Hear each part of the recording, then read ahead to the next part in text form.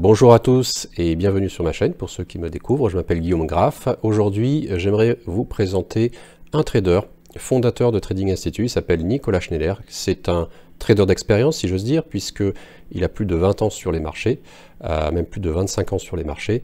Et donc il n'a pas été tant interviewé que ça sur YouTube, sur Internet. Alors, à part quelques questions évidemment de parcours, des questions générales, j'ai essayé de gratter sur d'autres sujets. J'espère que cette interview vous plaira et n'hésitez pas donc, si cette interview vous plaît, à vous abonner à la chaîne, à mettre un petit like, un commentaire également si vous avez des questions pour Nicolas. Je vous souhaite une très belle interview. Bonjour Nicolas. Bonjour Guillaume. Ravi de t'accueillir sur ma chaîne pour une petite interview. Alors on se connaît depuis assez peu physiquement, on s'est rencontrés un petit peu avant le salon du trading et de l'analyse technique à Paris. Et c'était une super découverte en ce qui me concerne. Et donc on a un petit peu parlé déjà.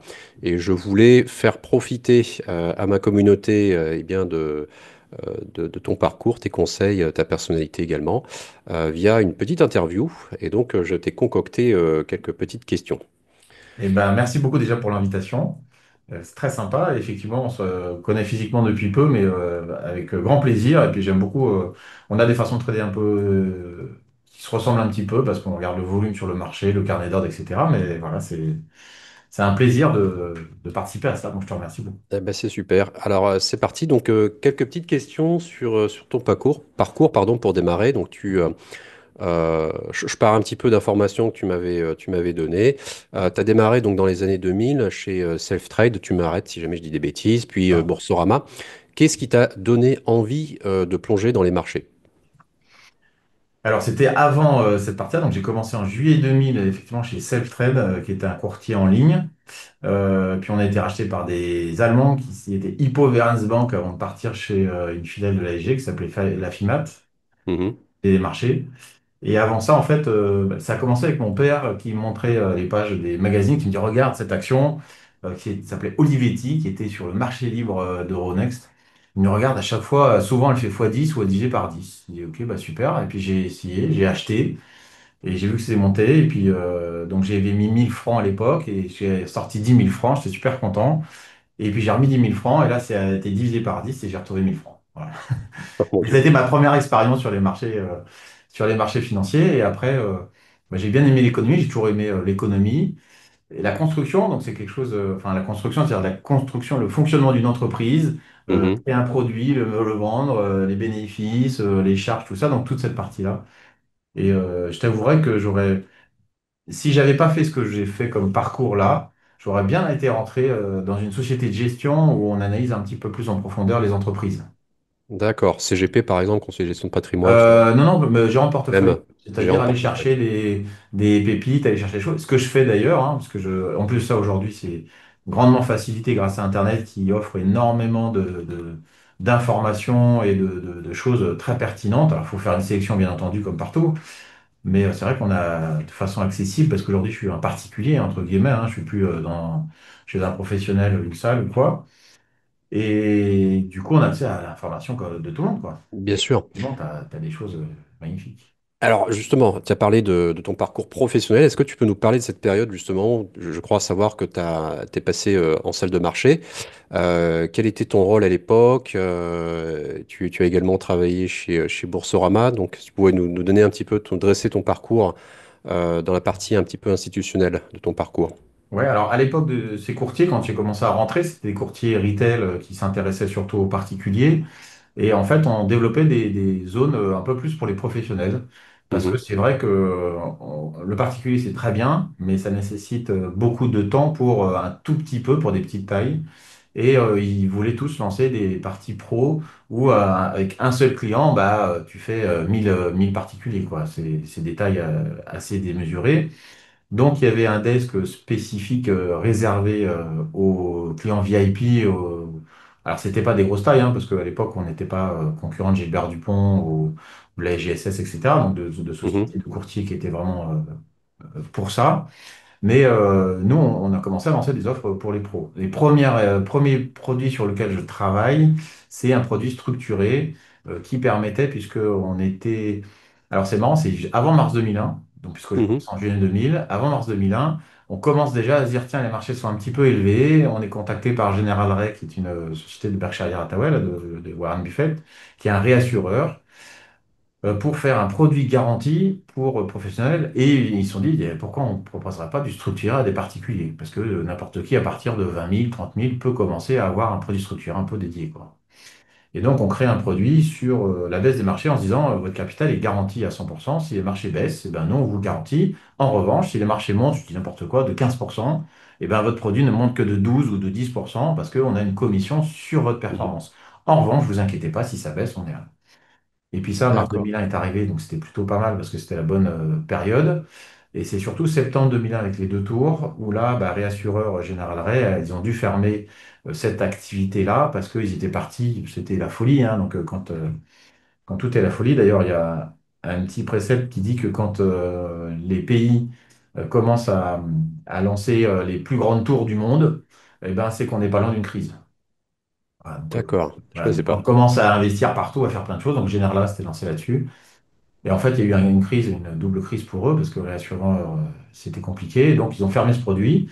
Il y avait quelques clients qui n'ont pas eu le temps de voir leur progrès, parce qu'en fait, ils ont eu tout de suite 25% de plus-value, qui ont été Mhm. offerts par le réassureur pour dire, voilà, on clôture le produit, mais vous allez gagner 25% sur votre portefeuille.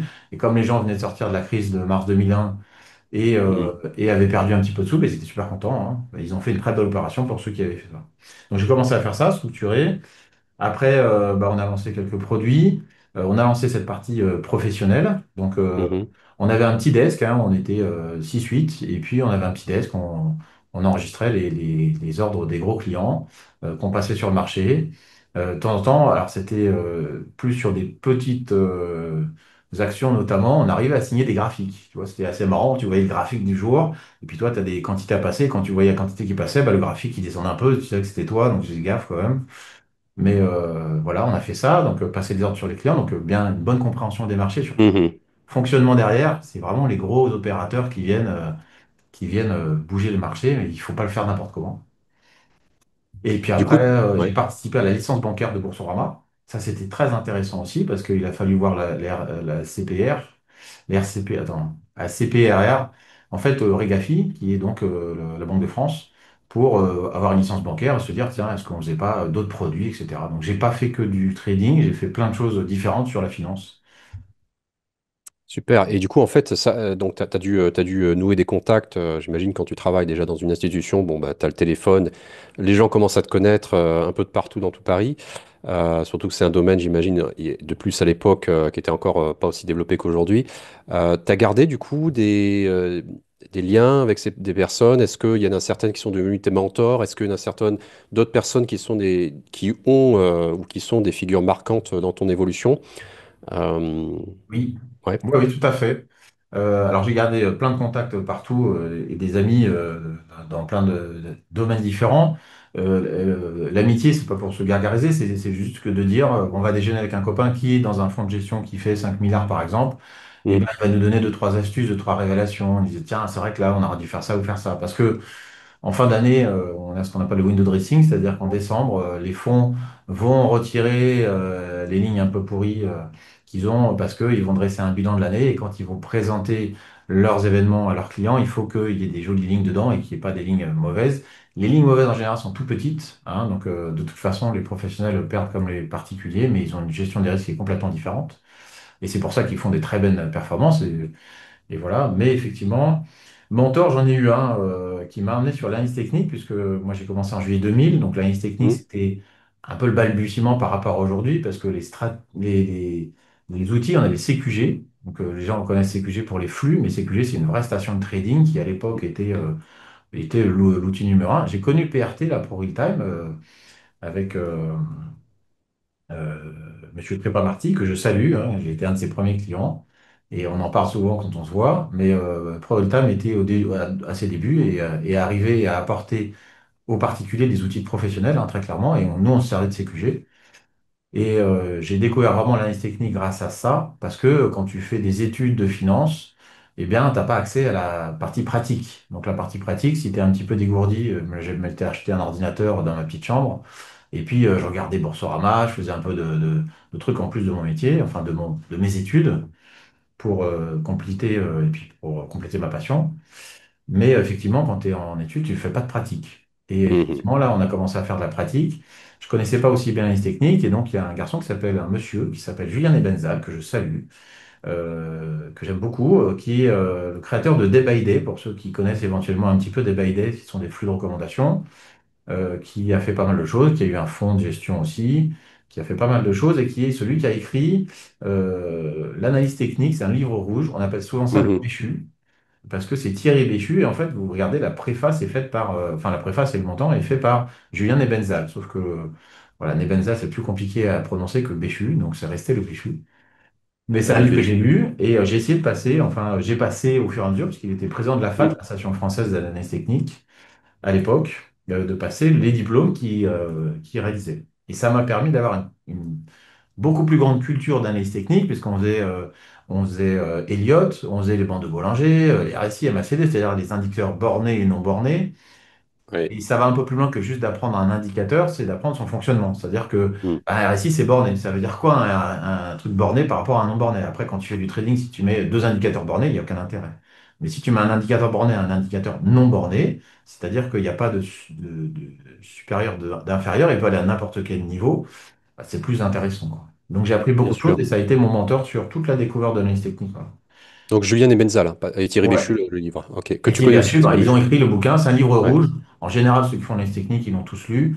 C'est un peu le John G. Murphy Ouais. américain Analyste. que beaucoup de gens ont lu. Je pense que peut-être que Murphy, tu l'as Ouais. lu. Et ce n'est pas la traduction pile poil, hein, c'est vraiment un truc. Thierry d'ailleurs, est un gestionnaire, gérant de portefeuille et de fonds à la Société Générale. Il a été, je ne sais pas ce qu'il fait aujourd'hui, mais il a été pendant très longtemps basé sur l'analyse technique et c'était une des personnes innovantes à l'époque dans les fonds de gestion parce qu'il utilisait de l'analyse technique de façon beaucoup plus poussée que juste un graphique, ça monte, ça descend, où est-ce qu'on va acheter. Voilà, il avait beaucoup de théories là-dessus. Donc, ouais, les Ouais. menteurs, c'était ça. Super. Super. Ok, donc les deux personnes, Thierry Béchu pour ceux qui veulent faire des recherches et Julien Benzal. Si on passe un petit peu sur la vision des traders, enfin sur les profils des traders d'aujourd'hui, toi, depuis 20 ans, même un peu plus, comment as-tu vu évoluer ce trader particulier d'année en année?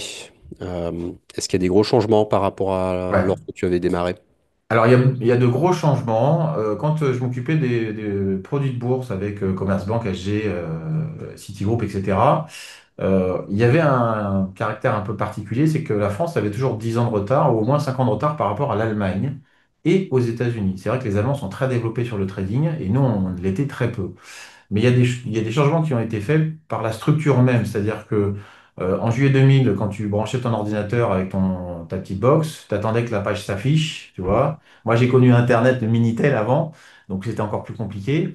Et en fait, le fait que les marchés aillent plus vite, je pense que les marchés ont monté en rapidité fortement, à la Mhm. fois parce que les professionnels, tu vois, des gens comme Renaissance Technologies, Citadel, et les premiers qui faisaient de l'algo, bah, les sociétés qui faisaient de l'algo à New York, elles avaient un étage rempli d'ordinateurs parce que l'ordinateur, c'est une armoire. Aujourd'hui, Mhm. un ordinateur aussi puissant qu'une armoire, c'est un tout petit truc comme ça et ça calcule beaucoup plus vite et ça va plus vite. Donc l'évolution structurelle des marchés, la rapidité des marchés, elle est venue bien sûr par les algos, par les opérateurs professionnels qui vont plus vite, mais aussi par les particuliers qui aujourd'hui ont à disposition de la fibre, des ordinateurs qui sont très puissants, et puis des stations, des produits, enfin des outils.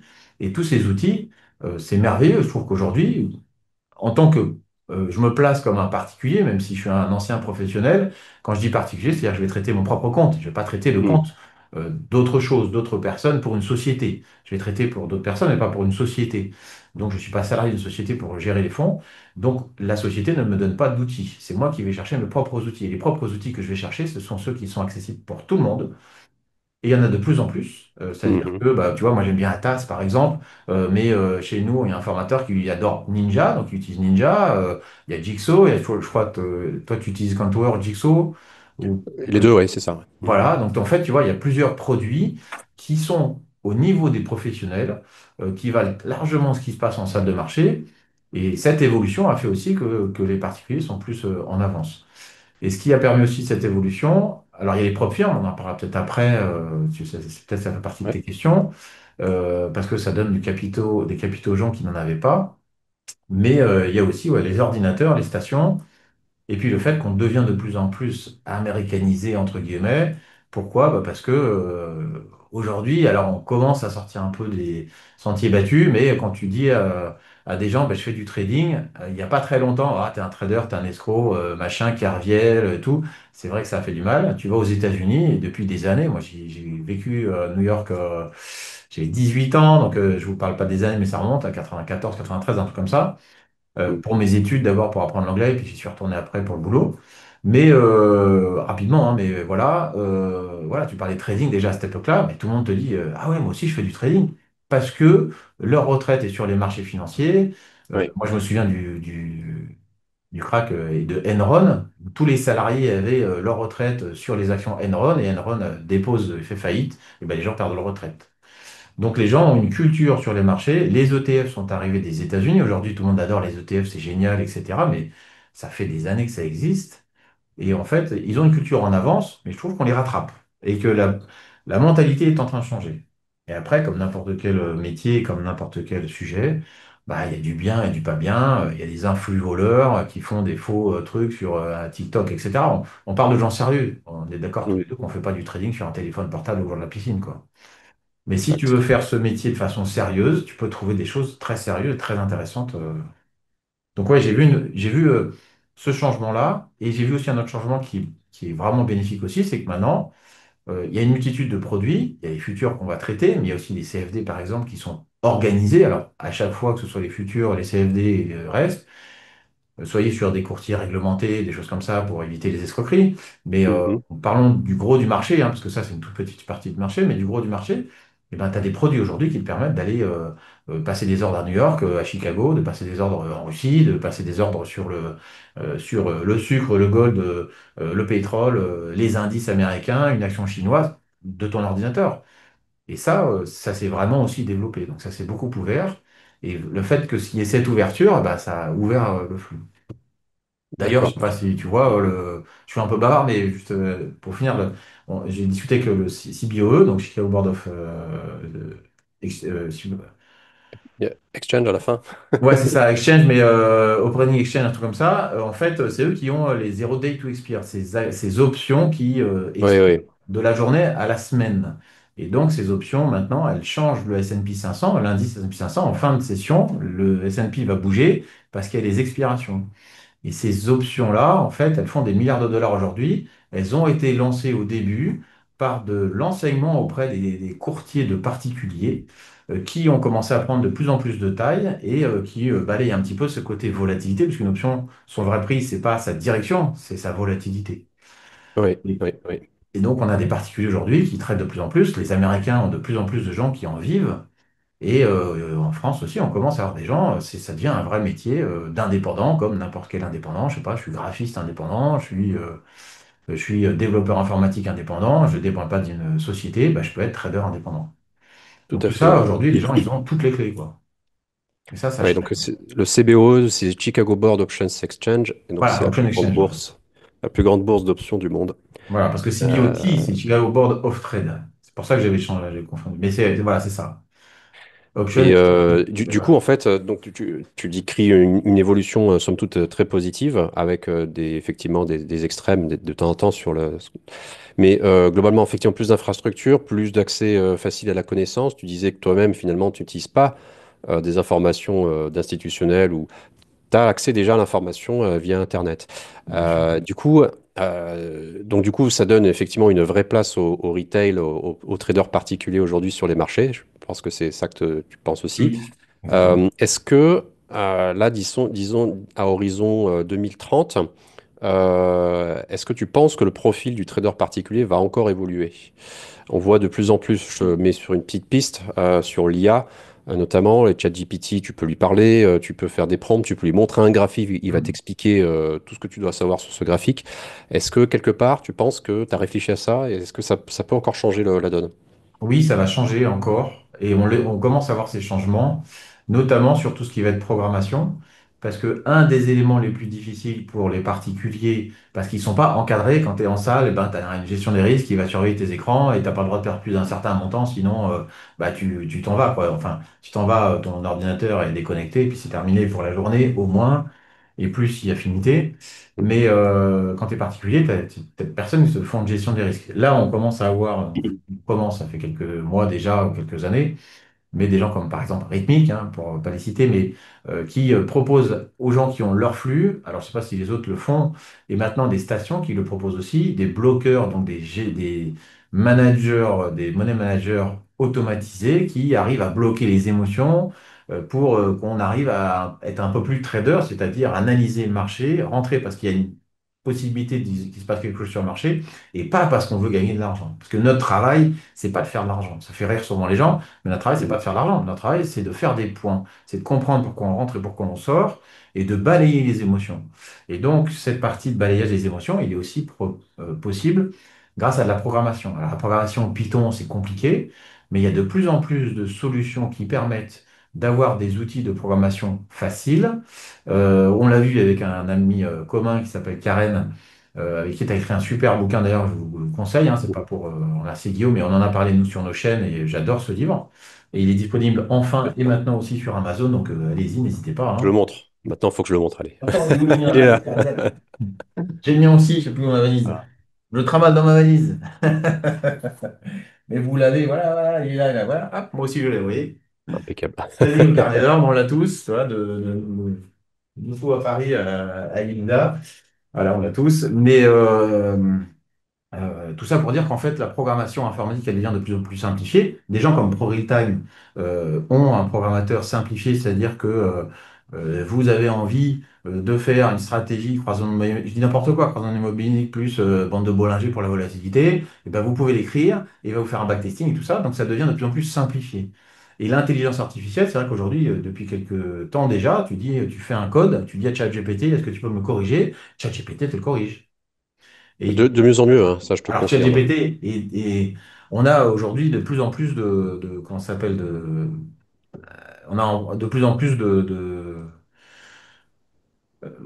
intelligence artificielle qui se développe. On est au début, en fait, de l'intelligence artificielle. Quand tu regardes les stats et les chiffres, parce que moi j'adore les chiffres et les stats, quand tu regardes les chiffres et les stats, ben, c'est pas là, je vais vous montrer éventuellement un graphique, mais les dépenses, bah, le cours d'NVIDIA, mais surtout les revenus d'NVIDIA et de tous les personnes qui font de l'intelligence artificielle et les dépenses de Microsoft, de Meta, etc., sur l'intelligence artificielle, vous prouve qu'il y a une vraie économie là-dessus et que tout le monde Mhm. s'en sert. Et pour moi, ça va forcément et fortement aider les gens. Alors, est-ce que ça va les remplacer dans leur trading? Bah, ceux qui font du trading algorithmique, il ne faut pas oublier que le trader algorithmique est quand même quelqu'un qui est censé rester à côté de son ordinateur quand il passe ses trades. Si on est bien sérieux, c'est comme ça que Ouais, ça se ouais. passe. Parce qu'il peut se passer n'importe quoi. On n'est pas à l'abri. Là, cette interview, elle se passe quelques jours après un blackout en Espagne et au Portugal d'électricité. Donc, deux pays qui sont touchés de plein fouet par une coupure d'électricité qui dure, pour certaines régions, 24 heures. Donc, pendant 24 heures, pas d'électricité. Mais si votre logiciel il est branché et il tourne en automatique à Chicago, bah, vous savez pas ce qui se passe, vous savez pas s'il faut l'arrêter. Donc, pour moi, c'est une assistance. J'ai discuté avec le responsable de l'innovation chez Amundi, qui est quand même un des Mhm. deux plus gros gestionnaires de portefeuille en France, puisqu'ils ont plus de 1200 ou 1500 milliards de dollars sous gestion. Et il m'a dit, voilà, moi, sur 150 gérants, eh ben, je fournis de l'intelligence à ces 550 gérants. Mais ça ne veut pas dire que ces 150 gérants vont travailler de la même façon. Au contraire, l'intelligence artificielle, c'est se coller à toi en fonction de ce que tu cherches. Mhm. Donc, il me dit, j'ai 150 intelligences artificielles différentes. Mhm. Et c'est toujours le gérant, pour l'instant, qui passe ses ordres. Ça n'est pas l'intelligence artificielle. Alors, il y a du trading haute fréquence qui est fait par des algorithmes qui vont être, par exemple, j'ai besoin de passer 10 000 lots sur le S&P 500 et j'ai que 50 lots par ligne. Et ben, l'intelligence artificielle ou l'algo, hein, parce que l'algo, finalement, c'est ça, hein, c'est Ouais, oui. l'évolution de la programmation. C'est pas une nouveauté, Mhm. c'est une évolution de ce qui existe eh bien, va morceler l'ordre 10 000, et ben, ça fait, je te mets tout ça par paquet entre 30 et 50 lots. Je fais un shuffle parce que je veux pas être repéré, je veux pas qu'à chaque fois j'envoie des 50, 50, 50, donc je fais un 32, 43, 37, etc. J'envoie de la taille, je la fais progresser, je regarde ce qu'il y a en face. Donc il y a une intelligence qui va analyser aussi les paramètres d'en face, mais voilà, ça reste quand même un petit peu humain. Mais Ok. Tu c'est un disais, métier d'un- qui est en développement, quoi. C'est en développement et tu disais donc que pour illustrer l'exemple sur Rhythmic, c'est que maintenant effectivement des plateformes proposent comment en fait un daily stop loss en Exactement. dessous duquel bon terminé, tu n'as plus accès à la plateforme. Voilà. Donc effectivement ça peut être très Et sympa tu as pour des ça. copieurs de trade maintenant qui commencent à te le proposer aussi parce que les gens sont multi-prof firmes. Et c'est pour ceux qui font des prof firmes, moi, c'est ce que je conseille parce qu'on a eu des histoires sur des prof firmes. Donc, si vous avez plusieurs prof firmes, c'est mieux, ça répartit le risque. Et ces copieurs te proposent aussi à la fois de mettre des ratios. Si tu as des comptes plus importants, bah, quand tu fais un clic avec un lot, bah, sur le gros compte, tu passes 4 lots d'un coup. Mais aussi te mettre des bloqueurs, des analyseurs, voilà. Et ça, c'est à la disposition des particuliers. Et donc, plus on avance, je trouve, plus on a d'assistance et plus on a d'aide. Alors, à être remplacé, il y a toujours eu des algos, enfin, il y a toujours eu, ça fait 20, 25 ans qu'il y a des algos sur les marchés, et tu es bien placé pour le savoir parce que tu as travaillé dans Mm. les fonds algo. Il y a toujours eu des algos, il y a toujours des traders particuliers, donc ça fait 20, 25 ans qu'il y a toujours des traders particuliers. Donc, est-ce que ce métier va disparaître? Je ne le pense pas. Il a une évolution, c'est sûr. Les salles de marché se sont vidées parce qu'on a remplacé certaines fonctions de market making, de arbitragiste, de choses comme ça, par des ordinateurs qui sont beaucoup plus opérationnels, beaucoup plus rapides. Il y a encore des décisions humaines. En 2030, est-ce qu'on aura des décisions humaines? Je ne sais pas. On est en 25, ça me fait encore 5 ans. Je ne sais pas encore si je serai là. Si je serai là, t'inquiète pas. Mais après, ouais, je pense que ça va nous aider. Plus on va avancer, plus ça va optimiser nos entrées, ajouter de la propreté à notre fonction. Mais je pense qu'on reste quand même, il faut pas oublier la base quand même du marché, c'est 150 milliards de dollars par jour sur les Américains et les 500 plus grosses sociétés de gestion au monde, elles ont 150 000 milliards. Donc tu retires les milliards, il y a 150 contre 150 000. Quand ces 150 000 veulent rentrer ou sortir du marché, bah, il y a une intervention humaine quand même. Donc, les gros opérateurs, voilà, ont besoin de ça. Et puis, il faut pas oublier que ceux qui sont à la tête des gros opérateurs et les niveaux en dessous sont des gens qui gagnent des millions de dollars de bonus. Ils y tiennent, donc ils s'entraident aussi à pas trop être remplacés, quoi. Mm, bien sûr, bien Mais sûr. voilà, c'est vrai que pour moi, il n'y a que du positif. Et les propres firmes en font partie, quoi. Ça n'existait pas il y a quelques années. Et voilà, ça donne une chance à plein de gens aujourd'hui de montrer ses compétences et ses talents. D'accord. Et effectivement, après, pour la partie connaissance, on va beaucoup plus vite avec une IA, j'imagine, déjà pour apprendre à trader, pourquoi pas à trader aussi, mais à coder. Ouais. Alors, il y a des limites, effectivement, parce que bah, derrière, si tu connais pas la structure de codage, bah, tu peux passer en fait plus de temps qu'apprendre toi-même à le faire. Est-ce que, bah, on va changer un peu de sujet, du coup, toi, pour revenir sur ton trading à toi, quel type de marché tu trades aujourd'hui au quotidien? Ouais, Eh ben, aujourd'hui, au quotidien, je traite le S&P et le Nasdaq.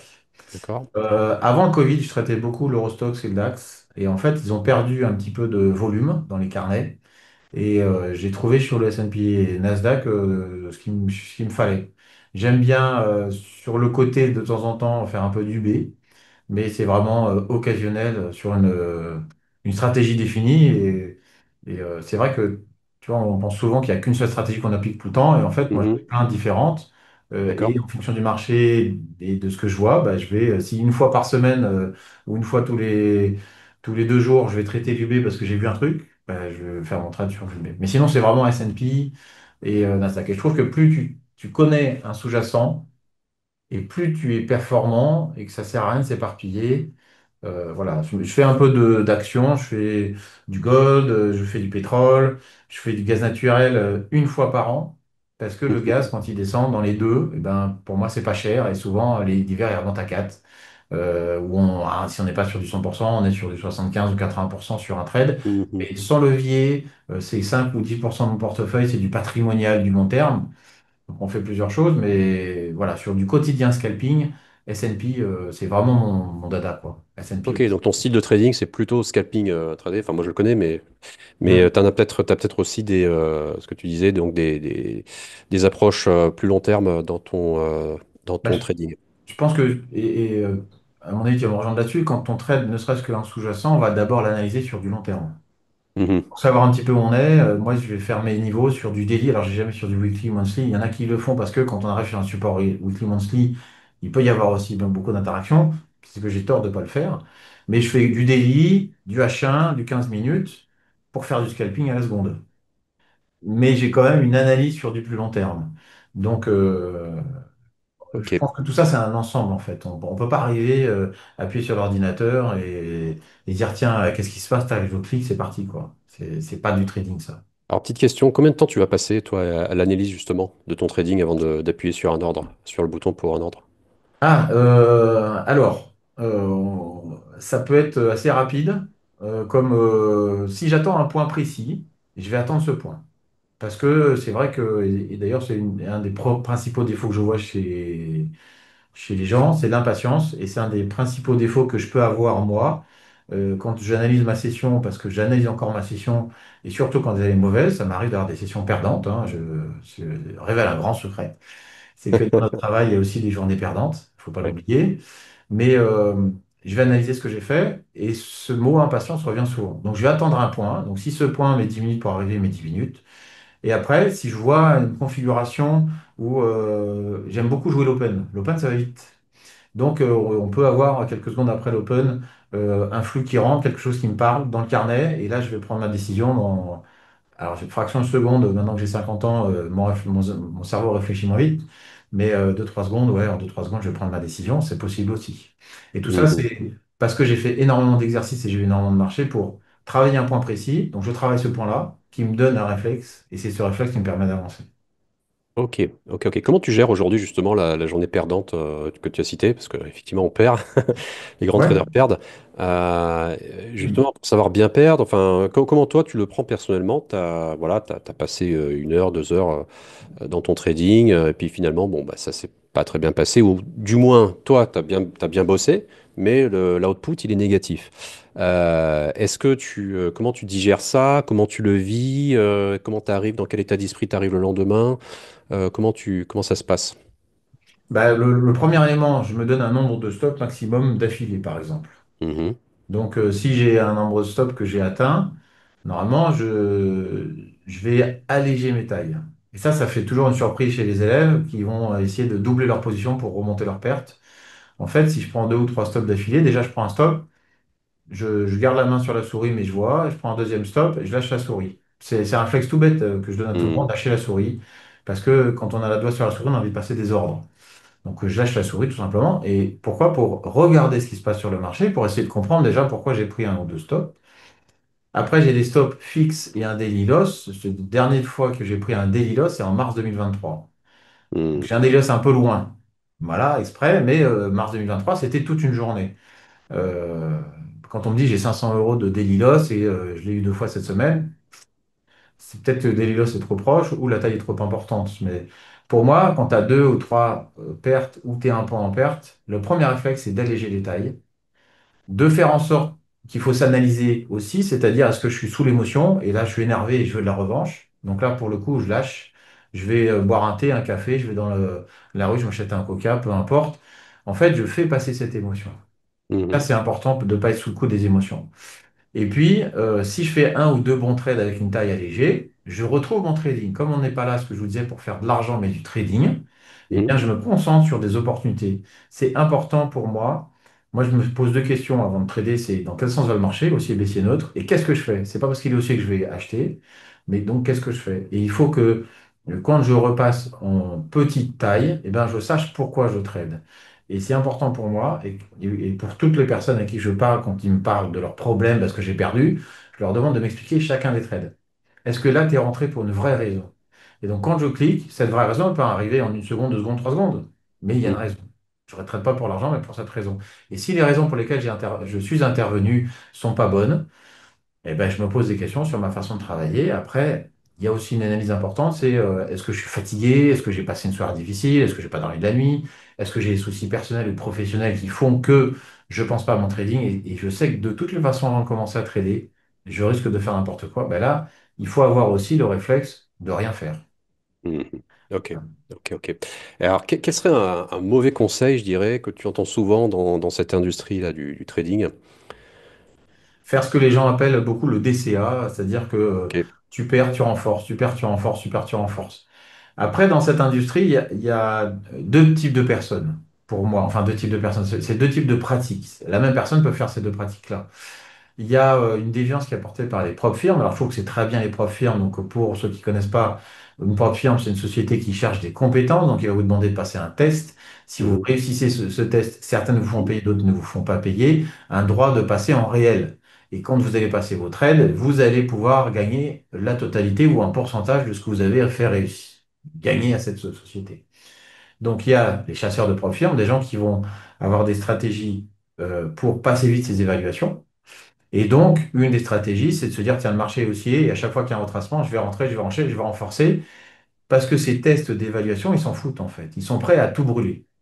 Donc, cette espèce de DCA, le DCA, ça veut dire que je vais renforcer une taille négative. Et plus elle va descendre, plus je vais la renforcer pour augmenter mes chances que quand elle va repasser dans l'autre sens, eh ben, j'aurai une taille suffisamment importante et les gains vont être assez importants et je valide tout ça.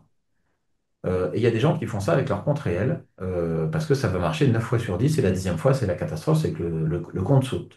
Donc, si on a une vraie réflexion avec un compte, pour moi, une propre, ça doit être ça, c'est-à-dire que c'est mon compte personnel sur Mhm. lequel on m'a donné un compte fictif parce que c'est au début de la démo et quand je passe en réel, on m'a proposé un compte, il faut que je le considère comme mon compte.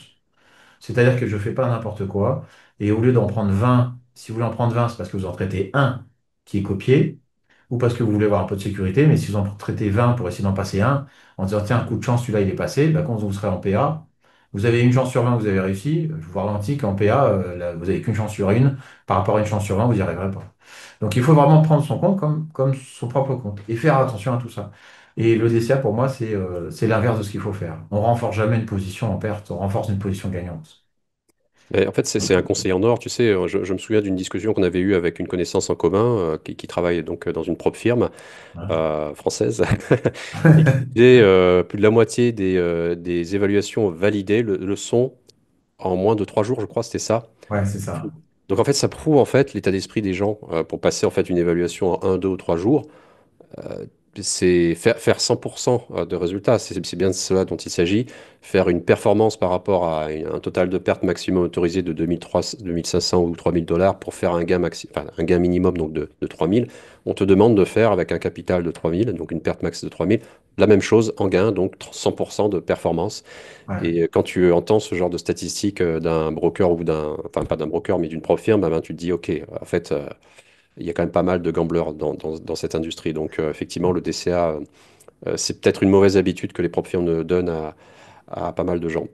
Mais tu sais, ils ont réglementé les CFD parce qu'avant CFD, c'était des leviers de 200. Donc, il y a pas Ouais, mal de pays en Europe avec une réglementation qui s'appelle l'ESMA où les gens avaient le droit à 100 ou 200 leviers. Maintenant, ils ont le droit à 10. Et quand tu regardais la page d'accueil, parce que ceux qui sont réglementés sont obligés de montrer le pourcentage de gens qui perdent, c'était à 95% de gens qui perdaient. Et maintenant, ils sont à 78. Donc, on a bien une population qui a un peu changé. Mais bon, ils sont cherchés. Maintenant, les gens cherchent des courtiers en dehors de cette zone pour avoir du levier. Mais on s'adresse là pas du tout aux mêmes personnes. Des gens qui veulent faire du trading casino, ils vont mettre 500 balles sur tiens, si le truc prend 1%, je gagne 500 balles. Et c'est du pari sportif pour moi. C'est pas du trading. ça, Et puis de toute il y a plein façon, de gens qui prennent les portefeuilles comme ça, sauf que la portefeuille, au bout d'un moment, si tu veux qu'elle te paye, il faut que tu aies une stratégie, une gestion des risques, sinon ça marche pas. tout à fait. De toute façon, j'ai pas vu la statistique, mais je pense qu'il y a une bonne corrélation, à mon avis, très supérieure à 70% entre la taille de levier maximum et son espérance de gain sur Ouais, X mois, quoi. ouais. Donc c'est vraiment très très lié. Y a-t-il une conviction que tu avais au début de ta carrière et que tu as totalement abandonné aujourd'hui? On peut devenir riche rapidement. Ok, C'est un vrai métier qui nécessite d'avoir des journées de gains, des journées de pertes. Quand je dis riche, c'est beaucoup d'argent. C'est pas beaucoup d'argent, mais parce que j'ai vu des gens qui ont fait beaucoup. On a fait une interview d'un garçon qui est très sympa, qui travaille chez un courtier et qui a vu une personne déposer 1 million d'euros. Et donc, c'est pas d'un compte fictif, hein, c'est un vrai compte. ouais, Passer de 1 à 100 millions d'euros, de 1 million à 100 millions, je répète les chiffres, hein, vous avez bien entendu, et à 130 millions, pardon, il a retiré 30 millions et il est repassé de 100 millions à 1 million. C'est-à-dire qu'il a gagné 1 à 100 et il est repassé de 100 à 1. Heureusement qu'il a fait son retrait des 30 millions. Mais bon, c'était quelqu'un qui avait une superficie importante en termes d'argent. Euh, et en fait, c'est ces histoires, c'est l'histoire du loto. voilà, il y a une cagnotte de 400 millions, enfin, c'est n'importe quoi, de 150 millions, 200 millions sur l'euro million. Et quand tu regardes la statistique gagnée sur l'euro million, ça marche pas. Donc, Bien sûr. ça marche pour une personne et c'est cette personne qui va engranger. C'est les problèmes des réseaux sociaux et tout ça. Si on veut en faire un vrai métier, c'est un métier qui est passionnant, qui vit avec les marchés. Et puis tu vois bien dans notre quotidien, on n'a pas un mois qui se ressemble, on n'a pas une semaine qui se ressemble. Ça dépend de la volatilité, ça dépend de l'actualité, ça dépend de tout ce qui va se passer autour. Ouais, on peut très bien vivre confortablement avec des revenus non négligeables par rapport à des. Ouais, ça correspond largement de temps en temps à des salaires de patrons de CAC 40 ou de petites sociétés j'allais dire SBF 120, je sais pas s'il existe encore, mais des gens qui gagnent des dizaines, voire des centaines de milliers d'euros par mois. On peut y arriver, mais j'ai interviewé un garçon de chez nous qui a dit une phrase qui m'a marqué, qui est exactement celle-là. Tu vois un gars qui gagne 15 000 euros en 10 minutes, mais ce que tu sais pas ou ce que tu as oublié, c'est que avant de gagner 15 000 euros en 10 minutes, il a mis 20 ans. Ouais. Si c'est 21, c'est ces 20 ans-là qu'on voit pas. Tu regardes un match de foot avec Mbappé et tu dis bah c'est facile, t'es au bistrot avec les potes qui ont un petit peu d'embonpoint comme moi. Tu dis ah, putain, il est nul, il aurait pu mettre la cacahuète à droite ou à gauche. Mais Mbappé, il a fait centre de formation, il s'est séparé de sa famille assez tôt, il a jamais bu d'alcool, il n'est pas en boîte de nuit, voilà, il était enfermé dans une espèce de prison dorée où les gosses, j'en ai connu deux, trois qui sont des fils de potes qui sont au PSG ou à d'autres trucs, donc en première ligue, et qui Mhm. t'expliquent très clairement qu'ils n'ont pas eu de jeunesse. Donc il y a des sacrifices pour arriver à ce niveau-là. Et les Tout à gens, ils fait. veulent souvent la facilité, et comme avec l'intelligence artificielle, et tu vois les gosses aujourd'hui ils font leur devoir avec ChatGPT, hein. Ben, en fait, il faut balayer le fait que c'est facile de devenir riche, c'est facile de passer un trait parce qu'on clique sur une souris, c'est de l'argent facile, c'est de l'argent rapide, c'est pas de l'argent facile. Donc ça, il faut le balayer. Maintenant, ceux qui travaillent, ceux qui ont une stratégie, qui font attention à leur money management, etc., c'est accessible. Et c'est accessible de gagner pas assez vite, dans le sens où il faut se donner 3, 4, 6 mois au minimum. Mais il y a des gens qui ont cette structure, ce sang-froid, cette façon d'être, qui peuvent avancer. Mhm. Puis après, c'est important d'être curieux. Tu vois, moi, ça fait 25 ans que je me forme. Parce que les marchés ont changé, parce que, bah, tu vois, je vous ai rencontré avec Karen, vous m'avez appris des trucs. Chez nous, on est quatre. Les gars, ils sont passionnés des marchés, ils regardent des récurrences. J'ai un élève, il me dit, écoute, moi, je regarde un truc, je peux te dire si ça fonctionne. Tant que j'ai pas passé 1000 trades sur cette stratégie, pour moi, ça fonctionne pas. Donc, il fait un travail analytique de 1000 trades, et quand il a fait ses 1000 trades, que ce soit en démo ou avec ses comptes à lui, parce qu'il le fait aussi avec ses comptes à lui, Mhm. il dit, OK, celle-là, je la valide, celle-là, je la valide pas. En fait, c'est un vrai travail derrière. Et Bien ce sûr. travail, il y a des gens qui se disent, j'ai pas besoin de le faire.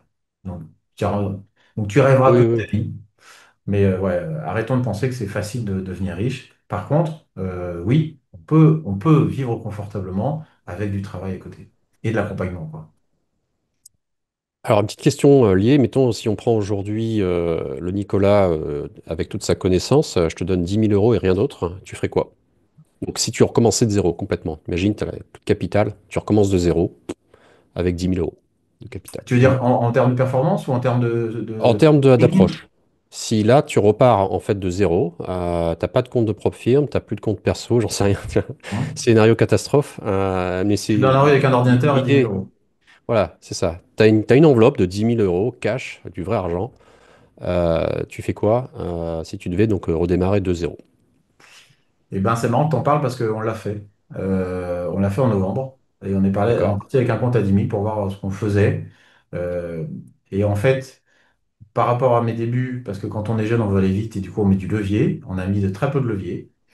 On a mis des positions de fond, c'est-à-dire que pour 500 balles ou 1000 balles, on dit ah, c'est ridicule de mettre 500 balles sur un ETF ou 1000 balles sur de l'or en fond et on ne le lâche pas, sans levier. J'ai 1000 euros sur l'or, aucun intérêt. Et puis faire du scalping sur une toute petite partie du portefeuille, où là on va prendre un tout petit peu plus de levier, mais on ne va pas rester en position longtemps. On a systématiquement des stops, donc on gère tout le temps nos risques. Et puis là, on a un petit accélérateur de bonus. Donc, un peu répartir et surtout travailler sur le levier. C'est-à-dire que j'ai 10 000 euros, et ben, je vais pas rentrer des mini, je vais rentrer des micro-lots. Et je vais y aller tranquillement. Et une Ok. journée de perte, et ben, ça arrive, c'est pas grave. Mais je sais que cette journée de perte, elle dépasse pas un certain pourcentage de ça. Ok. Ok, non, super. Ouais, donc effectivement, il y a le profil pressé, ce que tu disais, hein, l'impatience, un des signaux faibles Mm. principaux que tu as rencontrés. Et donc effectivement, là, tu gères un bon père de famille. Et donc tu parlais là des matchs de foot, là, d'un exemple de Mbappé. Est-ce que tu arrives à te déconnecter de l'univers de la bourse quand tu rentres chez toi ou tu vois du trading même quand tu es devant un match? Je l'ai fait au début. Ouais. Au début, quand tu rentres dans le métier, tu es passionné partout, etc. Aujourd'hui, je déconnecte parce que j'ai une famille nombreuse et que j'adore m'en occuper. Je déconnecte parce que ouais, je pose mon téléphone voilà, j'essaie de pas m'en occuper.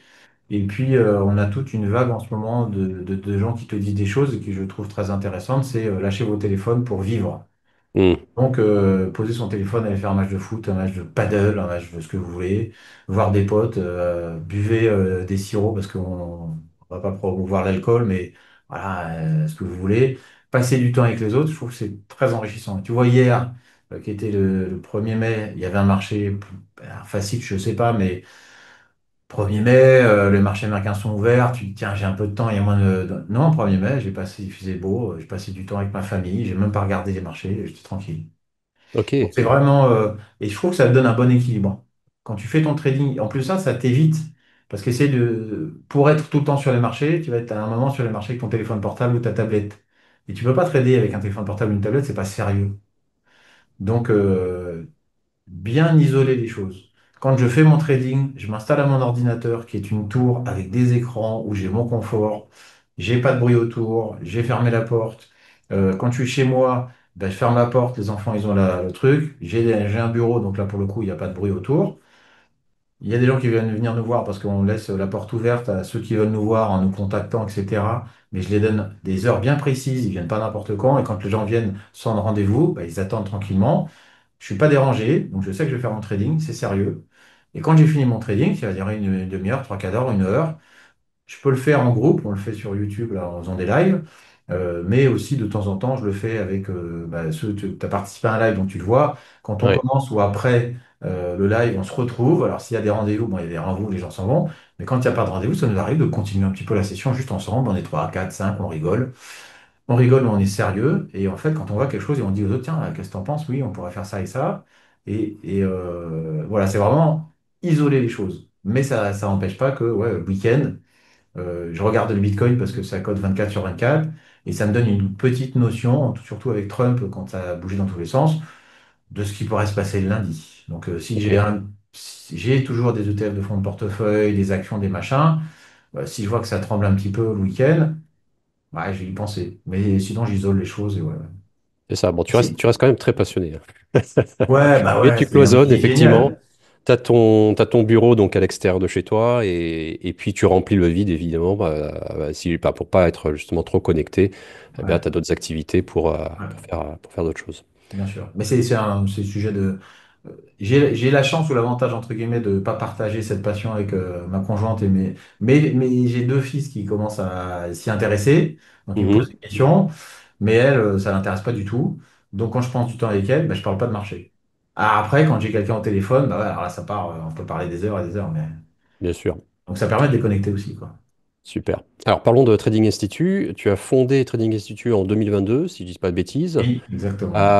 Quel était ou quel est le positionnement de cette structure? Quelle est l'idée derrière? Qu'est-ce que tu as recherché en fait à travers cette académie? Alors, on l'a créé en 2022, en janvier 2022. On est quatre à l'avoir fait parce que je voulais qu'on soit plus, parce que ce que je veux, c'est que Trading Institute, ce ne soit pas une personne, mais une équipe. Mhm. Et l'avantage d'être quatre, c'est qu'on travaille tous de la même façon. Un petit peu comme toi et comme Karen, on travaille aussi sur les carnets avec le flux entrant, etc. Mais on a une façon propre de le concevoir, de le comprendre et de le transmettre.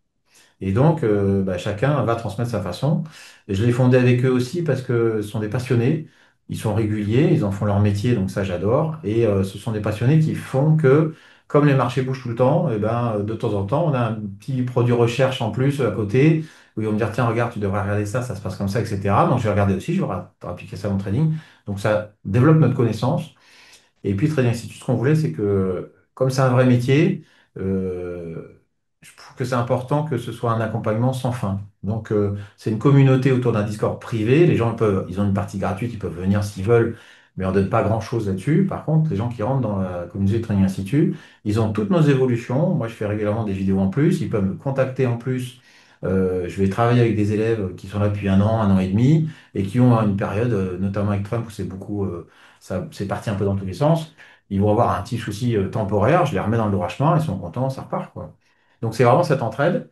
Et en créant cette communauté, en fait, on avait un élément, et donc ça revient un peu sur le sujet de l'intelligence artificielle dont tu as parlé, parce qu'on travaille assez proche avec une propre firme française, qui est la première française validée par l'AMF, dont on va bientôt parler.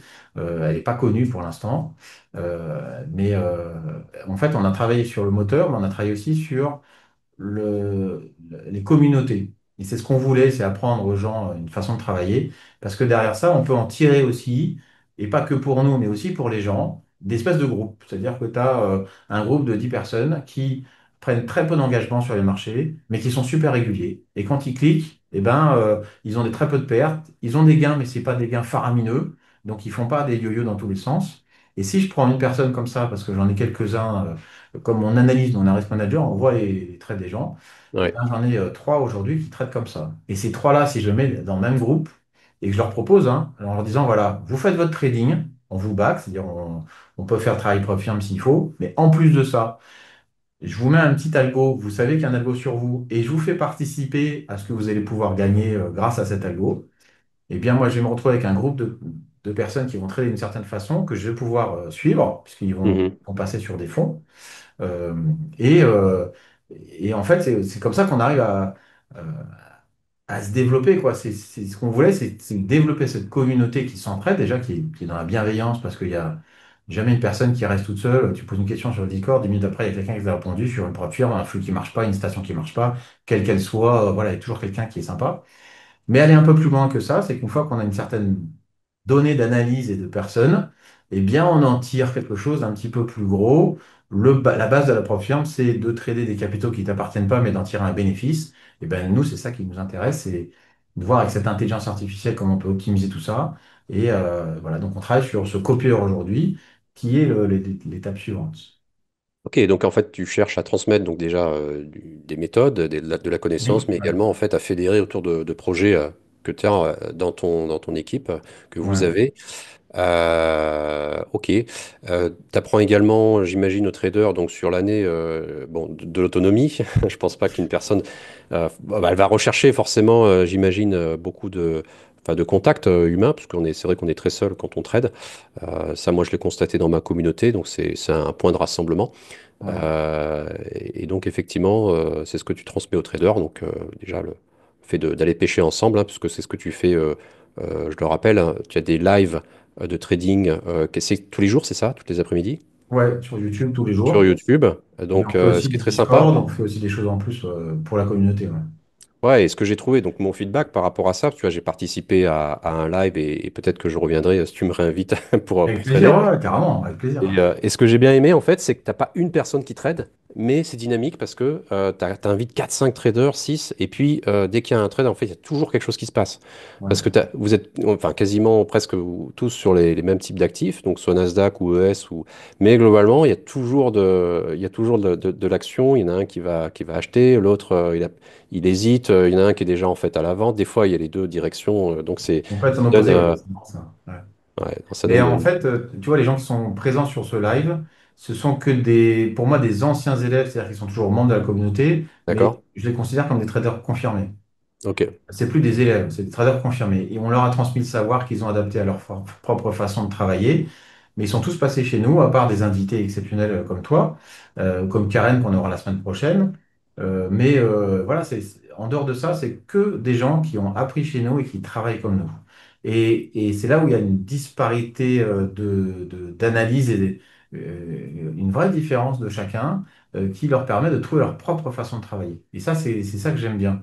Et effectivement, tu l'as dit, alors, il y a un plan de trading, bien entendu. Nous, il n'y a qu'une seule formation. Après, tu as une option, tu peux venir 2 semaines dans mon bureau, on fait que du sur-mesure. Donc, avant, on avait une salle un peu plus grande, avec plein de desks, c'est joli, c'est sympa, ça fait du marketing, mais t'as pas le temps de t'occuper des gens. C'est pas vrai, ça marche pas. Alors, si tu as 8 ou 10 personnes, moi, Mhm. quand ils sont 3 ici, parce que maximum, je prends 3 et pas plus, dans mon bureau, c'est de 9h à 18h du lundi au vendredi. Ils sont assis à côté de moi, on est en U, c'est-à-dire qu'ils voient mes écrans, je vois leurs écrans, il n'y a pas de tricherie, il n'y a rien.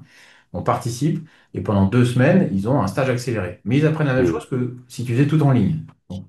Et toutes les personnes qui viennent chez moi, je dis pas qu'elles repartent de zéro, mais on leur donne tout. Et il faut pas repartir de zéro parce que tout ce que tu as appris ailleurs, eh ben, ça complète. Et à part 3 élèves sur les, je sais pas, 200, 300 qu'on a eu, euh, eh ben, qui étaient des vrais débutants, tout le monde est venu avec un apprentissage et il faut le garder cet apprentissage. Il y a des choses en plus, il y a des paramètres à changer ou à optimiser, mais et j'ai aucun doute sur le fait que les élèves qui viennent chez moi vont aller apprendre d'autres choses. Moi, j'en ai plein qui vont aller chercher sur des options, du coup, des points d'entrée, parce qu'ils se sont rendus compte que le volume sur les carnets correspond éventuellement à des échéances d'options ou à des niveaux, des strikes, des choses comme ça. Et au contraire, je trouve que c'est super. Et c'est pour ça que moi, ça me fait super plaisir de faire des choses avec vous, puisqu'on va faire aussi un séminaire à, à Cassis au mois de juillet. Et je trouve que votre programme, il est canon, qu'en plus, ça, les gens, ils repartent avec la formation en plus de tout ce qu'ils vont faire. Donc finalement, bah, j'allais dire, c'est presque du gratuit, parce que bah, si tu prends la formation sans le séminaire, bah, ça te coûte le même prix que venir au séminaire, quoi. Exactement. Mais Ouais. voilà, c'est canon de faire des choses comme ça. Et je trouve que c'est plus intelligent de se rassembler entre personnes qui traitent vraiment, qui accompagnent les gens comme vous faites, parce que ça prouve que vous en vivez, ça prouve que vous avez un intérêt pour vos élèves. Ceux qui n'accompagnent pas, j'ai rien contre eux, et c'est ça leur façon de travailler. Mais je trouve que c'est intéressant de montrer ces écrans, d'avoir des communautés, on est plusieurs à faire ça, et de se rassembler. Parce que je sais qu'une personne qui va venir chez moi, mais elle a envie d'apprendre d'autres choses, elle veut faire du trading carnet d'or sur les bonds, mais va voir Guillaume et Karen. Moi, c'est pas ma spécialité. Il va les voir, ils vont t'apprendre des choses, tu vas peut-être appliquer les choses que tu as appris chez moi, mais tu vas rajouter ce qu'ils t'ont appris et tu vas pas prendre 100% de ce que tu as appris chez moi quand tu donnes une formation. Tu prends 20, 30, 40, 50% de ce que tu as appris. Mais tu vas en faire ta propre stratégie. Donc, effectivement, les gens viennent et ils ont accès à vie à des Zooms, à des choses où on fait du one-to-one, on fait du coaching, on fait de l'individualisation, mais ils ont un plan d'attaque, bien entendu, d'organisation pour partir du point zéro et arriver au point 100, qui est, c'est pas la fin de la formation, mais qui est le point où ils arrivent à être autonomes. Donc on les Ouais. emmène, connaissance Mhm. théorique, connaissance de ta plateforme, parce que tu ne peux pas apprendre des stratégies si tu te trompes quand tu achètes ou quand tu vends, quand tu mets un TP et tu as mis un stop, ça ne marche pas. Donc il faut connaître sa plateforme, travailler ça.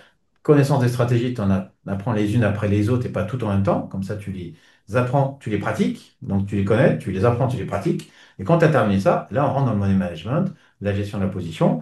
Et quand tu avances, moi, je leur donne la fin, c'est tu passes 3 à 5 semaines avec moi à être 3 à 5 semaines positives. Ça veut dire que tu peux avoir 1 ou 2 journées de perte, mais finir ta semaine en positif.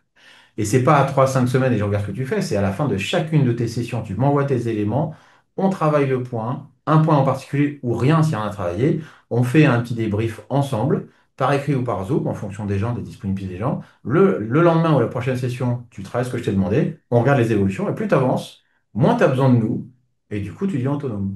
Et c'est Bien comme ça, sûr. c'est toi qui prends ta liberté, c'est pas nous qui te la donnons. Et après, tu peux revenir quand tu veux. Tu vois, j'ai retravaillé avec un élève là depuis un mois et ça fait 3 semaines que maintenant il est redevenu régulier parce que la première semaine, on a fait des petits réglages, des paramétrages et après, il a eu besoin d'un peu d'accompagnement, un peu de confiance et puis c'est parti. Mais c'est vrai que la communauté elle est importante. Et nous, peut-être que chez toi c'est la même chose, mais on a des gens qui traitent ensemble, c'est-à-dire qu'ils sont 2, 3, 4, 5. Ils sont connus chez nous, physiquement ou sur le Discord. Et ils parlent un peu de la même chose et ils se mettent à trader ensemble. Alors, il ne faut pas s'influencer, mais il faut aussi s'entraider. Et c'est vrai que Ouais. trader à plusieurs, c'est tellement mieux que trader tout seul, quoi. Et c'est ça que je trouve intéressant en fait dans ta démarche et c'est ce que je prône aussi quelque part. Et ça m'a été reproché, on m'a dit Eh, mais pourquoi tu fais tant d'interviews, tu parles de un tel ou d'un tel, mais moi en fait j'apprends aussi et par ces interviews-là je m'enrichis et j'ai aucun problème en fait à recommander telle ou telle personne que j'apprécie beaucoup. Et c'est ça que les gens, des fois, j'ai l'impression qu'ils aimeraient, enfin, je sais pas, c'est peut-être un biais parce que j'ai eu quelques retours comme ça, quelques petites piques en me disant, mais t'es sorti de ton machin, tu faisais uniquement. Oui, mais parce que j'évolue aussi et je suis content de recommander, voilà, Trading Institute pour leur approche, je suis content de recommander Derivatives Trading pour l'excellent boulot qu'ils font sur les options. Les options, Je ouais, suis content de carrément. les avoir interviewés et j'ai aucun problème à les recommander, au contraire. Et c'est marrant pour reprendre, moi dans ma communauté, donc dans les espaces privés, on a aussi un groupe que je salue, qui trade ensemble tous les jours. Ils échangent plus de façon textuelle par habitude qu'ils ont aussi un espace Discord pour un salon vocal, mais ils le font en plus peut-être de façon textuelle. Et c'est vrai qu'il y en a, chacun traite de façon différente. Et c'est ce que je vois, c'est que même en fait, quand je vais regarder tes lives, finalement, bah, vous avez le même tronc commun, enfin, ce sont donc des anciens élèves que tu disais, mais chacun va rentrer, sortir à des moments différents, parce que chacun a sa propre interprétation, son propre goût du risque, et bon, et c'est ça que j'aime bien, et, donc, et même son background, il n'y a aucun problème avec ça, tu vois. Ouais, bon, on est d'accord, il faut. Je pense que les gens qui cloisonnent, et en fait, ce dont tu parles, c'est que souvent, il y a des formateurs qui vont cracher sur les autres. Ouais, des gourous, quoi, c'est un peu... C'est des haters, comme on dit, et c'est comme les gens qui font des commentaires négatifs sur ce qu'on produit. Bah, si ça leur plaît pas, ils regardent pas, tu vois. Moi, s'il y a un truc qui me plaît pas, je m'en vais. Donc, c'est pour ça que je trouve que c'est plutôt intelligent de se parler entre nous et puis d'évoluer entre nous. Et ceux qui cloisonnent, bah, ils cloisonnent, tant pis pour eux, mais toute façon, tu peux pas interdire une personne d'aller à droite ou à gauche. Oui, Internet, ça permet à tout le monde de voir tout ce qui se passe. Et je trouve que c'est plus intelligent de se partager, de se faire des interviews les uns les autres. On en a une qui va sortir avec Karen et toi dans pas longtemps pour votre livre, mais on en refera d'autres sur votre parcours, etc. Toi, tu es un petit peu plus difficile à attraper parce que tu n'habites pas en France. ouais. Donc voilà, c'est un peu différent. Mais voilà, je trouve que c'est bien pour tout le monde en fait de parler des marchés. Et voilà, on n'est pas dupe. Moi, déjà j'ai fait des formations avant de faire du trading et j'ai eu un mentor en analyse technique qui m'a appris énormément de choses. Je suis allé à la fac, mais pas que. J'ai fait plein de choses quoi. Et si les gens ne se forment pas, sont restés sur une stratégie, etc., c'est qu'en fait, ils sont à leur début d'apprentissage. Et quand ils commencent à produire et à avancer dans leur apprentissage et dans leur chemin de trading, parce que c'est un vrai chemin, et ben ils commencent à dire, tiens, allez, on m'a dit lui, c'était pas bien, mais finalement, ah tiens, ah, c'est peut-être pas mal. Ah, tiens, finalement, ben, je vais faire mon propre chemin, puis je vais regarder comment ça se passe. En parlant de chemin, toi, tu as une vie très structurée par la finance. Est-ce que tu penses aujourd'hui que l'école ou l'université peut réellement en fait préparer au trading? Non, parce que ça reste un marché, ça reste un métier de pratique. Les meilleurs résultats que j'ai vus, c'est des gens qui n'étaient pas issus de la finance, parce que ça reste très scolaire en France. Je ne dis pas dans d'autres pays, on a encore des gens qui viennent ici en Master 1, Master 2, c'est-à-dire Bac+4, Bac+5, en finance, qui n'ont jamais vu une réunion de banque centrale alors qu'ils se sont tapés 5 bouquins dessus, alors que tu regardes la réunion, tu comprends beaucoup plus, qui Mm. n'ont jamais passé un ordre et ils ne savent pas comment on marche, on va sur le marché. Ils savent ce que c'est qu'un futur, ils connaissent toutes les black and choses, comment je vais programmer mon option, etc. Mais ils n'ont jamais pratiqué. Et de toute façon, les écoles et la fac, c'est là pour te préparer sur l'ensemble des métiers d'un secteur. Oui, Première année de médecine, tu peux faire plein de bien sûr. trucs. Et après ça, tu te structures. Moi, j'ai appris plein de trucs que j'ai oubliés. Il y a plein de produits que je sais plus faire, je sais pas faire, parce que je m'en suis pas servi. Donc, tu vas apprendre beaucoup de choses, et finalement, si ce qui t'intéresse, c'est du trading discrétionnaire sur les marchés, oui, il faut être formé. Oui, il faut, mais t'es pas obligé d'aller à la fac pour ça. Sur YouTube aujourd'hui, sur plein d'autres trucs, et puis avec des gens qui montrent ce qu'ils font, bah, tu apprends déjà beaucoup. Après, il faut être formé pour savoir comment fonctionne ton produit. Si tu joues à un jeu que tu connais pas les règles, c'est dommage. Mm. Mais celui qui sort d'une belle école, en plus de ça, souvent, voilà, il gonfle un peu les pecs parce qu'il sait beaucoup de choses. Et malheureusement, il n'a pas le savoir de la pratique. Donc, on va se retrouver à avoir, moi, entre 2000 et 2010, j'étais dans une filiale de la Banque française. On a formé des jeunes qui sortaient d'école et qui savaient pas trader parce que on leur a pas montré comment on faisait. Donc, pour moi, cette partie-là, au contraire, elle sert à rien. Si tu as un bon sens de l'observation, on peut gommer des défauts. Tu es impatient, on va t'appliquer comment on va le faire. Tu es un peu nerveux, on va te montrer des choses, etc. Si tu as une vraie volonté de faire ce métier, c'est ouvert à tous. Et les meilleurs résultats que j'ai vus, encore une fois, c'est pas les gens qui sortent d'école. Il y a une histoire d'ailleurs à la bourse, mais à l'époque où c'était la corbeille, c'est qu'en face Mhm. de la bourse, pour ceux qui connaissent pas les brognards, il y a une brasserie qui s'appelle le Vaudeville. Donc, il y a un broker, donc un courtier à l'époque, une maison de change, un agent de change, comme on appelait ça avant. il emmène toute son équipe le vendredi après-midi parce qu'ils ont fait une bonne session. Vendredi midi, ça se sert tous à table, ils sont une vingtaine, et il y a le serveur qui arrive, et tout le monde commence à parler, entrée, plat, dessert, il dit, bon, qu'est-ce que vous voulez? Et là, le patron de truc, il dit, mais tu prends pas de notes? Non, non, c'est bon. Il dit, t'es sûr? Hein? Ah ouais, c'est bon. Il repart en cuisine, il dit à tout le monde, vous levez, vous changez de place. Ils sont tous levés, ils ont changé de place.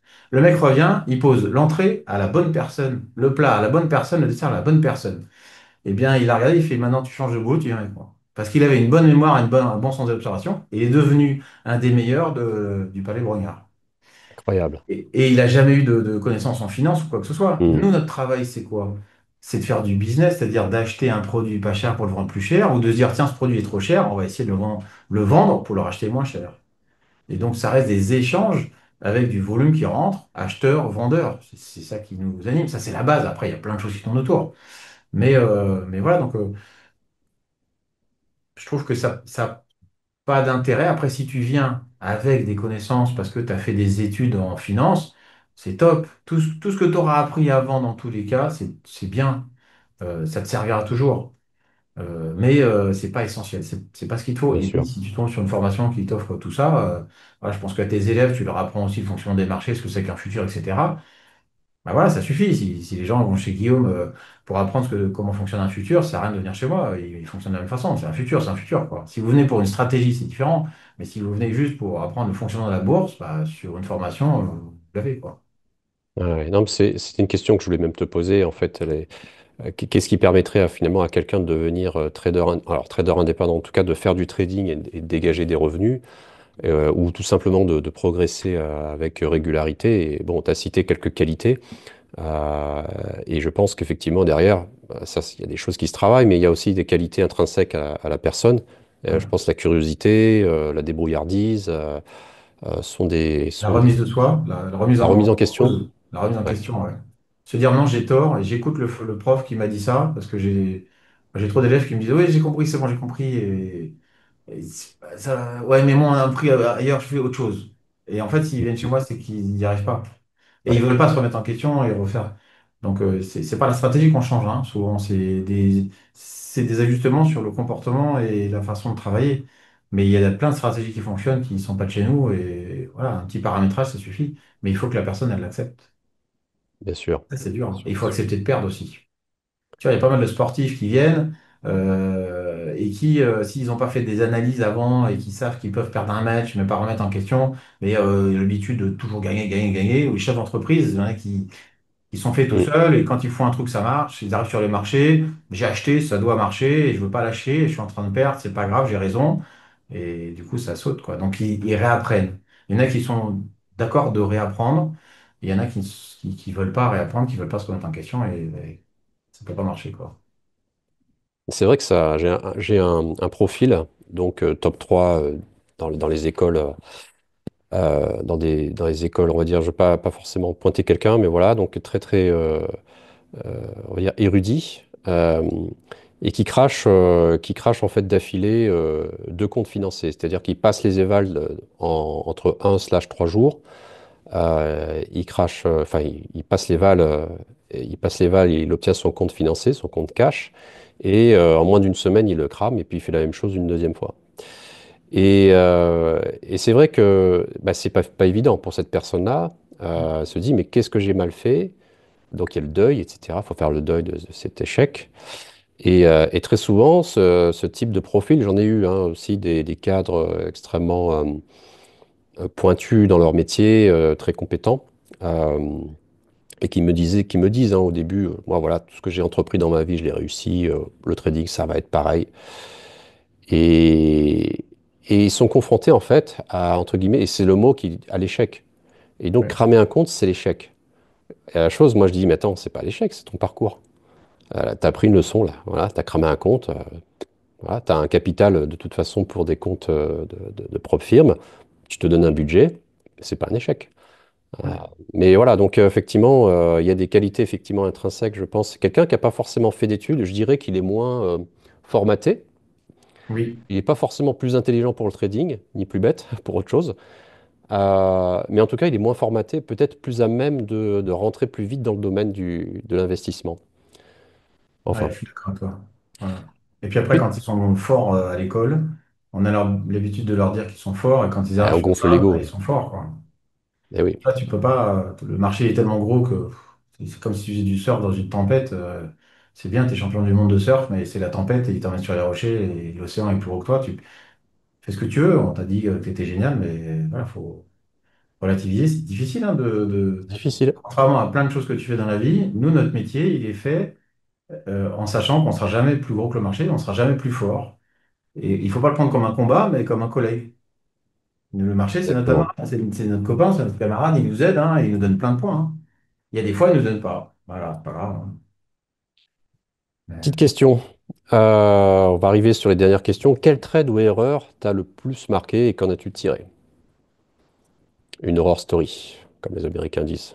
Ouais, ouais, ouais. Alors une erreur, alors c'était pas un trade sur la journée, c'était garder une position importante sur une small cap Mhm. qui m'a donné beaucoup. Et la cupidité et vouloir arriver au million, par exemple, parce que j'en étais pas loin. Et j'ai pas lâché. Et il s'est avéré qu'il s'est passé des choses dans la société qui étaient moins bien. Et le cours est descendu. Et en fait, je suis resté buté. Hmm. Et, ça a duré quelques mois, hein, quand même, hein, parce que c'était une taille importante. En tout cas pour moi, hein, mon compte perso, hein, c'était pas Ouais, un ouais. compte de société, hein, je l'ai fait en compte perso. Mais quand tu fais x3, x4 sur quelques centaines de milliers d'euros, c'est bien. Quand tu commences à perdre ce que tu avais gagné et puis après ça continue à descendre, voilà, c'est ne pas s'entêter, accepter la perte, ça c'est important.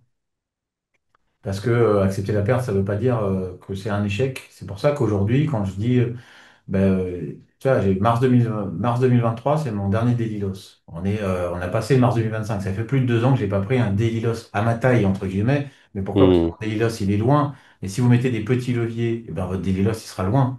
Et l'atteins rarement parce que dès que j'ai deux, trois pertes, je diminue ma taille parce que je veux faire du trading et que c'est pas ma journée, je m'arrête en fait.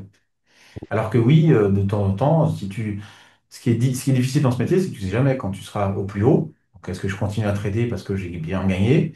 Et tu sais jamais si quand tu touches une certaine perte, le prochain trade, il te fait pas remonter. Hmm. Et en fait, c'est ça que tu cherches. Tu veux remonter. Et c'est vraiment gratifiant. Je trouve que la journée où tu passes de zéro à un gain sympa, c'est une belle journée, tu es content. Mais quand tu commences une journée, tu es en perte d'un certain montant, puis tu repasses à zéro, voire en positif, ou ne serait-ce qu'à zéro, tu t'es bien battu, tu n'as rien gagné de la journée, mais tu as une satisfaction en toi. Et quand tu gagnes un gros montant et que tu redescends, mais que ça reste quand même un gros montant, eh ben, tu es déçu alors que tu as fait un gain. C'est là Eh où oui, les émotions humaines, elles sont compliquées à gérer, qu'il faut les balayer de notre trading.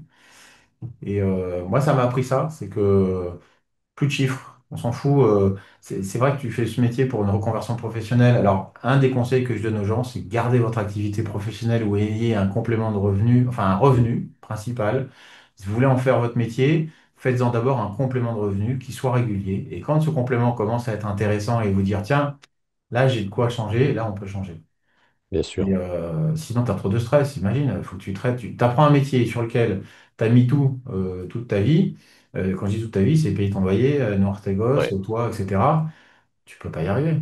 Tu ne peux que penser à l'argent et à dire faut que je fasse des grosses tailles et mettre du levier parce que tu en as besoin, alors que du coup, tu ne feras pas du trading et tu n'y arriveras pas, quoi. Et tu sais, au risque de choquer, et c'est un truc que j'ai toujours dit dès 2020, j'ai dit en fait le trading pour moi c'est un métier qui est précaire. Mm. Parce que c'est ça, t'as aucune. Chaque jour, en fait, t'es pas, la rentabilité est approuvée chaque jour, hein, chaque semaine, chaque mois et chaque année. Et j'ai toujours considéré le trading comme, tu vois, en fait, un premier barreau là, sur l'échelle de la liberté financière, terme qui était très à la mode. Et à l'époque, je disais, le trading, de toute façon, le but, c'est d'avoir effectivement plusieurs sources de revenus et un ami donc à moi, Arnaud, que je salue, Arnaud Gabouri, disait, mais qui travaillait donc à la bourse, bah, d'ailleurs il y a son interview dans le livre, hein, voilà, à la fin, qui disait, mais le trading, c'est la cerise sur le gâteau. tu peux pas ce que tu disais en fait exactement. Tu peux pas tout mettre dessus. Et voilà. Et effectivement, quand tu commences à construire en trading et à mettre en place des stratégies, bah, très vite, tu as envie de scaler. Et quand tu es trader particulier, bah, qu'est-ce que tu peux faire ensuite? Soit en fait automatiser des stratégies ou créer un petit desk comme tu fais aussi. Enfin, voilà, vous êtes plusieurs à trader et peut-être vous avez des projets communs autour de ça. Donc c'est ça que je trouve très sympa pour monter en fait petit à petit, progresser financièrement, en autonomie, etc. Donc ça c'est un excellent conseil que je ne peux qu'appuyer, de garder son activité le plus longtemps possible pour pérenniser cette activité, pas avoir trop de pression. Moi, Ouais. quand j'ai commencé, bon, j'ai lâché mon activité et j'étais père de famille, hein, donc je m'étais mis déjà à l'époque en fait une énorme pression. Donc voilà, après je me suis calmé. Mais bon, et j'ai redispatché mon asset de façon différente pour avoir en fait, voilà, pour avoir un bateau ouais, qui tienne bien la route, qui soit stable de mois en mois, quoi. Bien sûr. Bah, tu vois, quand tu m'as demandé pour les 10 000 euros, qu'est-ce qu'on ferait? Ben, des petites lignes de fond sans levier, et puis le scalping, le trading, c'est un petit morceau qui nous permet d'accélérer, mais c'est tout. Et exactement, Mais super. ça peut faire un morceau non négligeable, c'est sûr que tu peux gagner des montants sympathiques assez rapidement, surtout avec les options aujourd'hui, mais faut pas avoir de rêve, faut que ce soit réel en fait. C'est ça le truc. Faut pas rêver de dire, tiens, un jour je vais peut-être gagner ça, etc. Non, faut le faire en démo, faut le faire en propre firme, faut le faire, et une fois qu'on l'a fait, là on prend cette décision de je vais en faire mon métier. Il ne Super. faut pas que ça reste le seul métier non plus. C'est vrai que tu peux faire, c'est vrai que ça t'apporte du cash, tu peux faire d'immobilier, tu peux faire plein d'autres choses en fait. Mais ouais. Et deux dernières questions. C'est quoi pour toi avoir réussi dans ce métier? Alors avoir réussi dans ce métier pour une personne classique entre guillemets, c'est-à-dire pas formateur, c'est arriver à être régulier et en étant autonome. Et donc avoir réussi, c'est pas forcément que en vivre, c'est savoir que on peut avoir des moments difficiles, ne pas se gargariser quand on a des super moments et, et ça reste un plaisir en fait. Il faut que ça reste un plaisir. Moi, ce que je dis à mes élèves, faut que le training ce soit un plaisir. Si c'est un sacerdoce, si vous avez peur quand vous allumez la station, si vous cliquez et que vous ne savez plus ce qui se passe, c'est plus un métier intéressant. Et après, réussir pour moi en tant que formateur, bah, c'est quand je vois mes élèves réussir, ça j'adore. Et je pense que le stade d'après, c'est quand on pourra faire des choses un peu plus étoffées avec ce que je t'ai dit avant, un fonds qui analyse les différents élèves et voilà, tout le monde y participe. Voilà, ça fait une communauté de gens qui sont réguliers. Ça, c'est une vraie réussite. Mais c'est vrai que je pense que autant pour toi que pour moi, quand on voit des élèves qui réussissent, bah, c'est génial, quoi. Clairement, clairement. Dernière question. Je ne sais pas si je publierai C'est un la piège. vidéo en deux parties ou en une partie. Du coup, c'est la question que je me pose aussi en parallèle. On verra. Si tu ne faisais pas du trading, du coup, tu ferais quoi?